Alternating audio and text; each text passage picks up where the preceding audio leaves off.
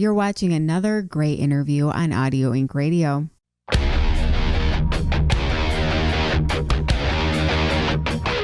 Hey all, here's Andreas Kisser from Sepultura. You are on Audio Inc. with Anne Erickson. Destroy! What's going on? It's Anne Erickson with Audio Inc. Radio, and I'm here with metal royalty Andreas from Sepultura. How are you? Hey, all good. Pleasure to be here with you all. Awesome. Well, thank you for being on the show, and it's really cool that you guys have a live record that you've been working on, for the past year. So kind of tell me what inspired this live set. Yeah, I mean, technically it's not actually a live album, because we didn't manage to put everyone the same stage and record the stuff, I mean, we took advantage of a new situation, which was the quarantine, the lockdown situation.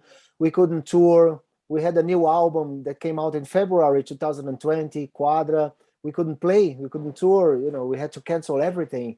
And we invented this event every Wednesday so we could keep in touch with our fans, we could keep working as a band, with the focus. Every Wednesday we have to organize this, and we start inviting friends to be a part of it, either from the Q&A or for the jamming of the Sepultura's music. We use this opportunity also to play, of course, the known songs, but also to play some side Bs or side Cs, songs that we usually don't play live. And because of technology, we were able really to call our friends. Everybody was at their houses, in their home studios, or in their bathrooms, in their living room, or in their sleeping room, whatever. And everything worked. It was great. The files arrived and the videos arrived in time. We could edit and mix everything here, and with our webmaster and stuff. It was an amazing experience that kept the band together. And we didn't plan an album for start. We were just planning every Wednesday because we didn't know how long the situation will take. Everything was very uncertain. 3 months, 6 months, a year, whatever. It was long and long, and we kept doing every Wednesday. And at the end of 2020, we saw we had an amazing material in our hands, and we decided to organize on an album. We remixed everything, remastered, and we chose 15 songs. And we did all the artwork with this new artist and etc. And it's an album that came out by itself. Basically, we didn't plan to have an album, and in the end, we got an amazing project in our hands. And as I said, it's not live, it's not studio. It's this new situation that everyone is their own home, at their houses, and through technology, we got everything together. Which was great. Right, and you have some really cool guests on here. Obviously, Scott Ian, Devin Townsend. How did you go about picking all of these different artists? Yeah, they are friends, I mean, we had more than a 35-year history. We tour everywhere and with many different bands, and especially festivals where you have the chance to meet musicians and your idols, and, meet new people and etc. So we know them all. Fortunately, it's a privilege, that we have to have such a variety of friends and styles, in music. And we have drummers and singers and guitar players and bass players and stuff.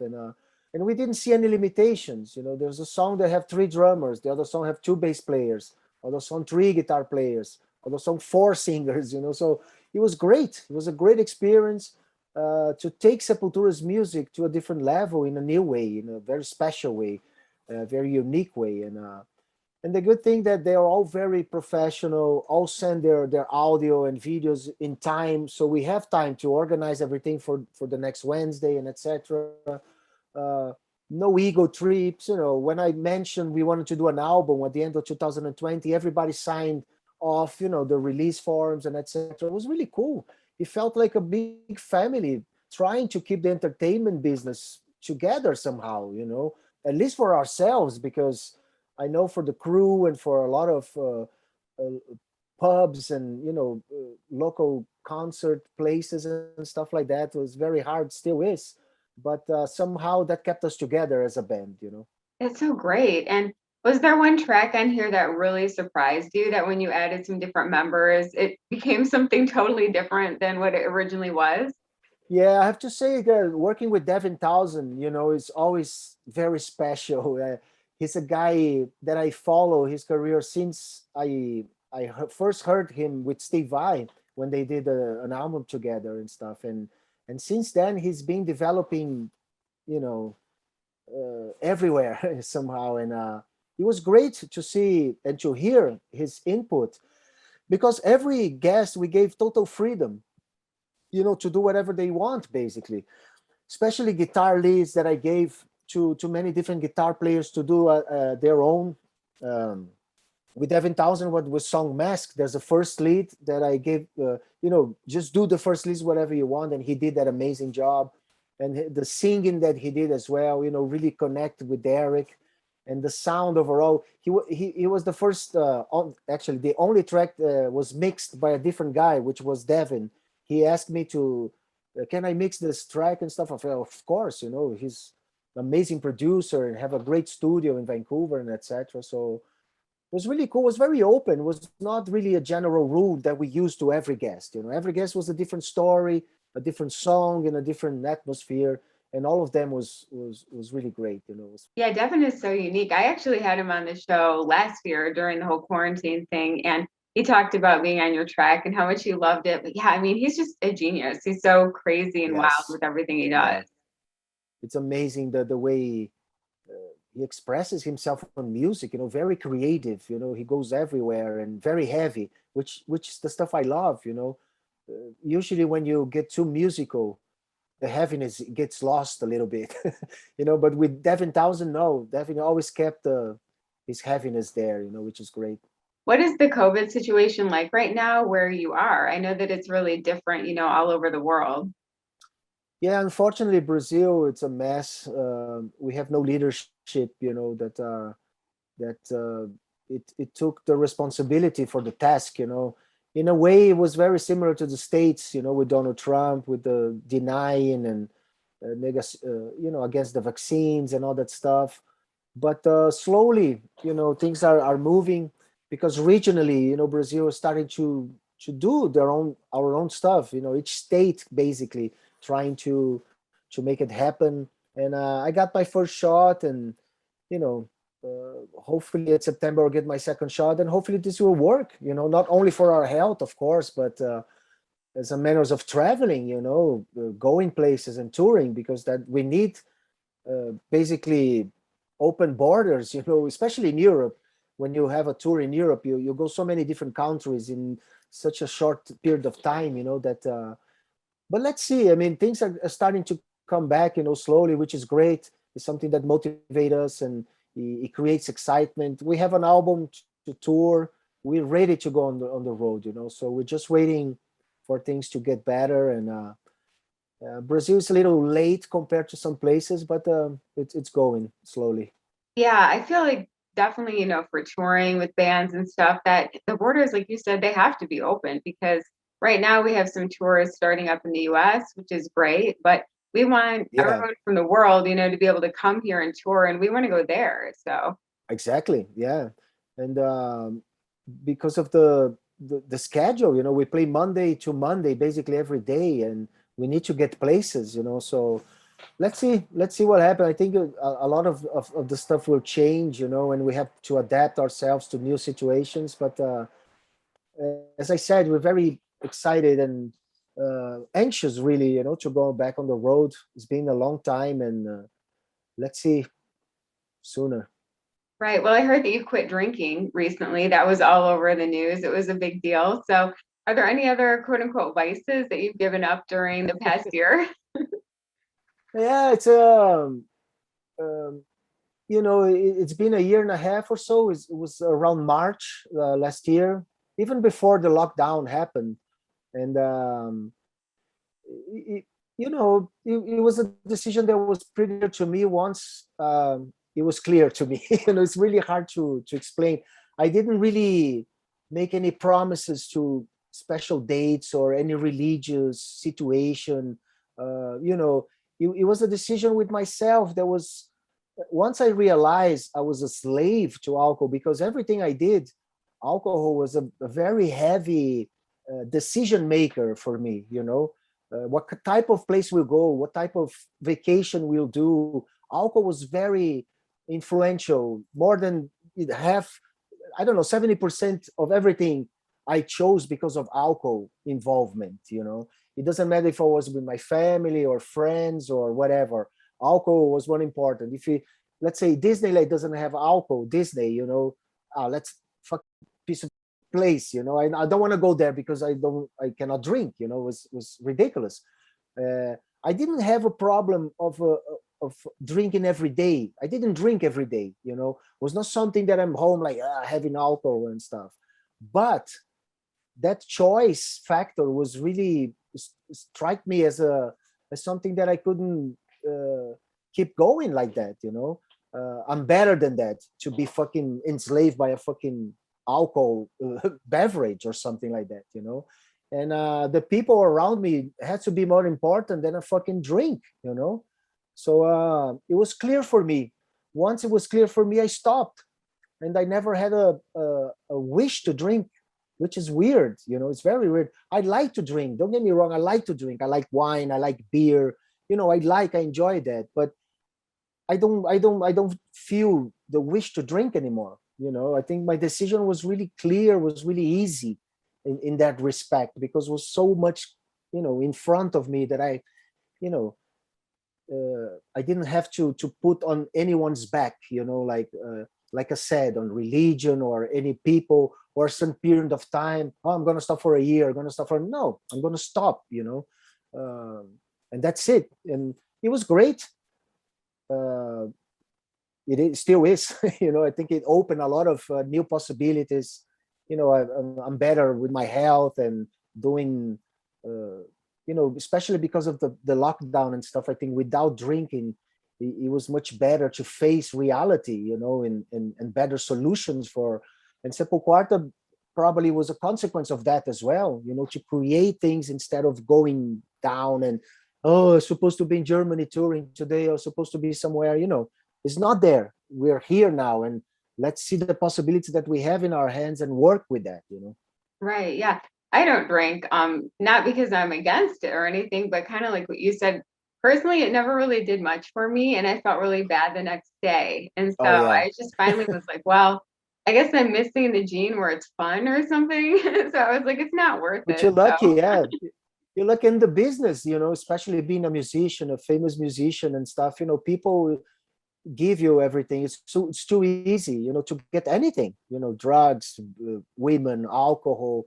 If you start believing in the myth that people tells you're fucked, And in that respect, I have a family that always carry on the ground, to keep that balance, because also otherwise it's too easy, especially when you're young, when you start growing, money start to come in, and it's very dangerous really to lose yourself in the illusion of fame and success, so it's great, that balance. And my family helped me a lot with the decision, of course, with drinking, because otherwise would be no way to build anything but just to destroy, basically. right. Well, that's very wise of you. Very wise. And so I'm wondering, how would you describe the musical chemistry of Sepultura today? It's amazing. I think we are on one of our best momentums in our history, everywhere around, During Chaos AD and Roots, it was great success, growing up, coming from Brazil. But a lot of stuff were wrong on management and on the business side of it, on the organization of stuff, and the stuff collapsed. We couldn't really keep, when Max left, we lost our management, and we went through different managements and stuff, and family still involved, and etc. And finally, like, I don't know, 6-7 years ago, we had this structure that's more professional, people really working towards an objective, very much in focus, without the soap opera, as I use, element that too much emotion around, so and that helps for us to go in the practice room and play without really being fighting for money or for management and stuff. We go there and we have a good time, the the same way we did when we were kids. That's why we're here. It's good to remember why we're here, because we guitar. I still love to play guitar. We have, all the business stuff and etc. But once we are in the practice room, it's like we're young again, like young kids and jamming together, and that's the spirit of Sepultura, which is that's the stuff that keep us alive and strong and well. Organized backstage and on the office helps us a lot to go in the practice room and just enjoy ourselves. It's great. What do you think of the state of heavy metal music today? Do you think that it's in a good place? Heavy metal is the most popular style of music in the world by far. It's the most faithful fans, the type of fans that don't buy bootleg. They want to have the official stuff, the official shirt, the album, the lyrics, and everything. You see Maiden fans and Kiss fans and Led Zeppelin and even Sepultura fans. We put out a lot of products, that people just collect them, like the Sepultura beer we have in Brazil and stuff. People that don't drink, but they go there and buy just to collect an item of Sepultura and stuff, which is great. That keep the style alive and strong, because the money goes straight to the band and management and the record label, and not people that are just taking advantage of some popular, style or band, which is great. I mean, it's very strong. I have a radio show here in São Paulo together with my son. My son is 24 years old. His name is Johan. He's also a musician, amazing musician. And we have this radio show for 9 years now, and it's growing every year because metal is very strong. A lot of bands, I put like probably 70 to 80% only Brazilian bands, which they're very hard, for them to play their music in the mainstream radio and stuff like that. And I do interviews with them and play their music and stuff. And there's a lot of stuff going on, very rich in the sense of mixing different styles and a lot of women involved, which is great to see, not only as singers, but as a great instrumentalist, like guitar players and drummers and bass players. It's fantastic, and I think it's one of the best momentums, especially after the Big Four came back, not came back, but Big Four was, Metallica putting new albums, Anthrax and Megadeth and Slayer. The farewell from Slayer was huge, that shows the power of thrash and speed and whatever metal you want to call, So it's great. Maiden's putting out an amazing new album, hopefully amazing new album. I just heard one song, but, it looks great as always, so it's very exciting. Metal was always there, changing in the late 90s to 2000 of the new metal and that rap stuff, but always metal, and Metallica going different ways and stuff. But I think we are going through a very special and positive time, regardless of the situation with the pandemic. I think that you see the metal band surviving pretty well, on the internet, doing very interesting stuff with their fans, and the fans supporting this, very closely, which is very important. Is there any new music in the works? Always. I mean, this is something that we always do, which is great. Either if I have my acoustic or my electric, always keeping ideas and stuff, but not actually writing new material. We're very focused on touring for Quadra. We want to go on the road and play the album, which is our new album. It's almost 2 years old, but we have to tour the album. That's the phase that will will give us, the evolution to write something new.